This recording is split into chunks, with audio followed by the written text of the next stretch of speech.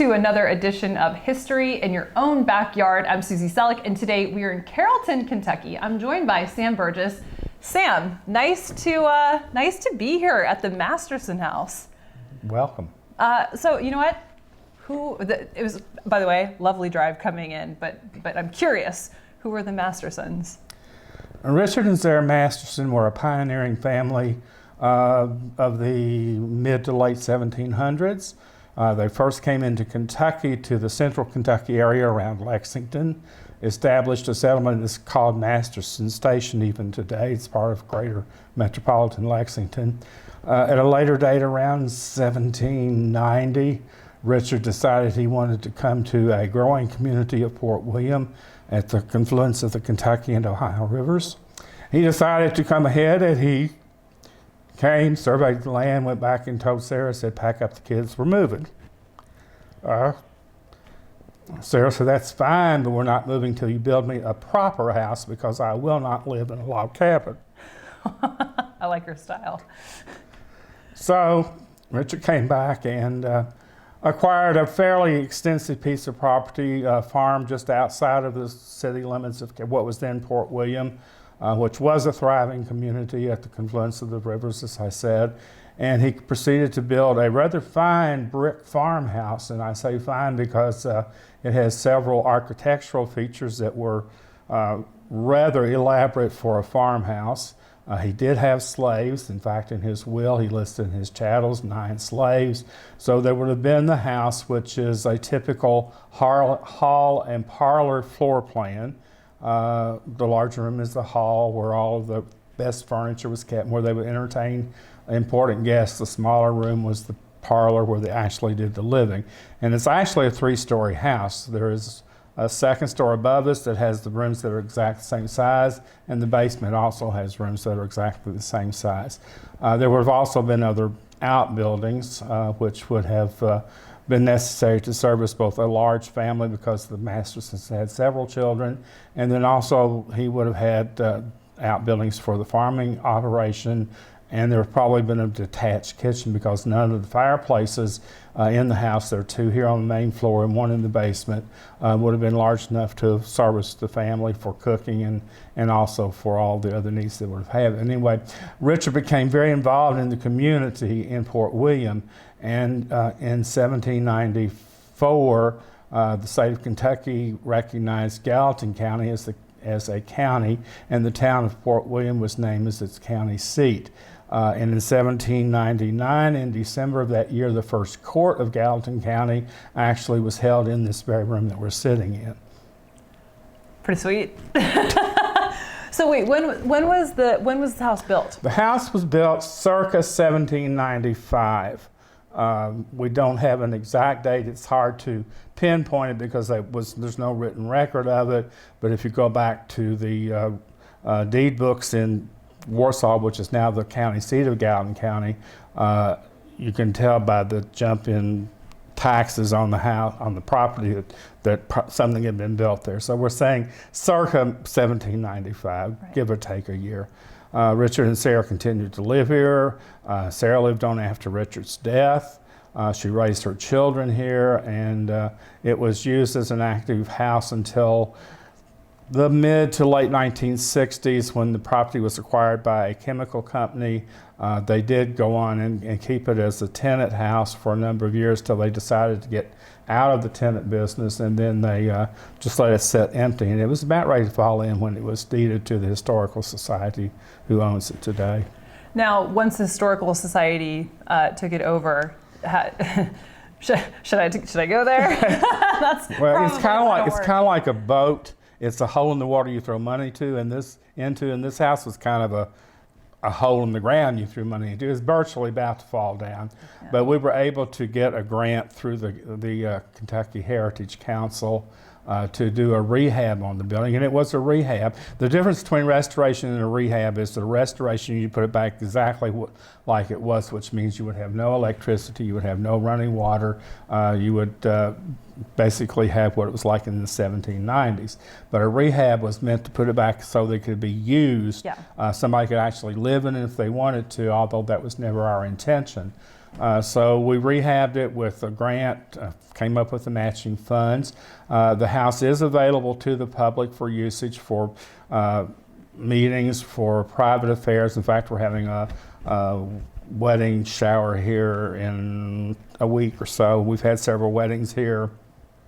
The Historical Society meets here regularly. The DAR meets here. The Carrollton Women's Club has met here on occasion. So it's an actively used building, and that's the reason that we wanted to keep it, was because we wanted to put it into public use. As a historical organization with an aging population, we are constantly trying to find ways to raise money. We've been very fortunate that city and county government have looked on us kindly and have contributed to make it possible for us to at least do the basic upkeep on the house. Yeah, and it is absolutely beautiful. I was a little bit stunned to know that there's 3 floors. A basement at that time frame, was that unusual? Actually, it would have been living space. It would have been living space. Okay. There were, when they moved here, I think there were probably, besides Sarah and Richard, there were 4 children. Okay. And it had a dirt floor. It never did have a concrete floor till we rehabbed it. But there is a fireplace in the basement. There are 2 rooms the same size as these rooms. It's solid brick construction. The exterior walls are 3 bricks thick, and the interior walls are 2 bricks thick. The floor joists are yellow poplar, which are impervious to insect infestation. It's a soundly built house, obviously, to survived over 200 years. Right. And so it would have been used for living space. Probably in warmer months, the family would have slept down there because it would have been much cooler. Yeah. Also, they would have used it for storage for winter vegetables and things of that nature. So, yeah, and then say the floor above us is the ceilings are much lower, obviously, but it is the same. The 2 rooms are the same size as these rooms down here. Now the floor above us, you said the ceilings are much lower. Now, is that because in that day there was so much entertaining, there was a lot of like politicking, if it was a person of, in political importance, and then once you go upstairs, because that wasn't really for public. Right, that was simply for sleeping. Okay, so very different. Yeah, right. No, we have about 10-foot ceilings, I think, down here, and upstairs, in some places, they're barely 4 foot. So. Oh my gosh! It slants. It has a slant to it. So. That'll be fun. Yeah. I'm looking. And we do have some gorgeous furniture up there. We have 2. We have a hand-carved cherry bed up there. Sam, how was the house built? The house is solid masonry construction, as I said. With slaves being here on the site, it was laid with slave labor. The bricks were actually burned here on site out of native clay.